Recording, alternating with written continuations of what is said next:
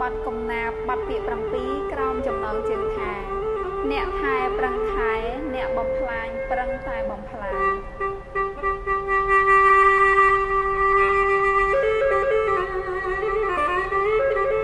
គ្រប់ជាតិសាសន៍ច្បាស់មិនឃ្លាត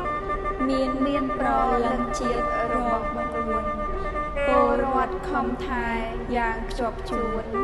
ថែប្រលឹងខ្លួនមិនឲ្យបាត់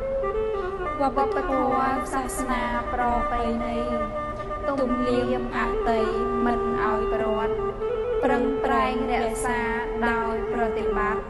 ព្រោះមិនចង់ខ្ចាត់បាត់ប្រលឹងធម្មតារូបកាយមនុស្សប្រុសស្រីបើចង់ស្មារតីច្បាស់លែងដឹង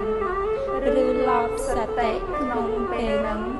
ព្រោះបាត់ប្រលឹងជាតិអាត្មាមានតែសម្បករូបកាយយោតែចិត្តមោហោឥតដឹងការរូបឯងជាខ្មែរប្រែព្រះឆាប្រលឹងអ្នកណាក៏មិនយល់ចូលមកក្នុងខ្លួនជួនឡប់ឡាយមានខ្លួនជាខ្មែរក្បាលវិកលបាញ់ទឹកបានសៅឲ្យច្របល់ក្រមុំហុចធัวក្រដាំងយិតមើលទៅមិនមែនជាសាសខ្មែរដូចជាសាសគេដតៃទៀតឬមួយកូនខ្មែរប្រែ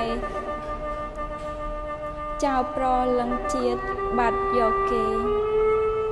អ្នកស្រឡាញ់ខ្មែរប្រឹងថែទៀតប្រឹងរក្សាធាតុមិនឲ្យប្រែអក្សររបាំបទភ្លេងខ្មែរទាំងអស់នេះដែរជាប្រលឹងអ្នកដែលភ្លើតភ្លើនច្រើនជ្រុលជ្រួសច្រើនតែធ្វើហួសមិនថ្លែងថ្លឹង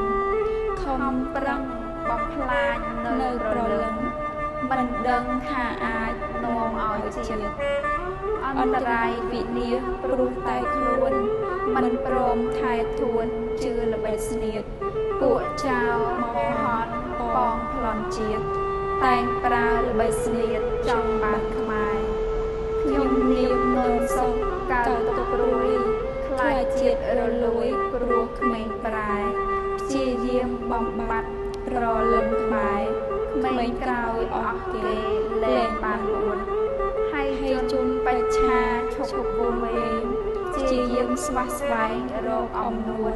គិតត្រូវធ្វើត្រូវកុំឲ្យស្ងួត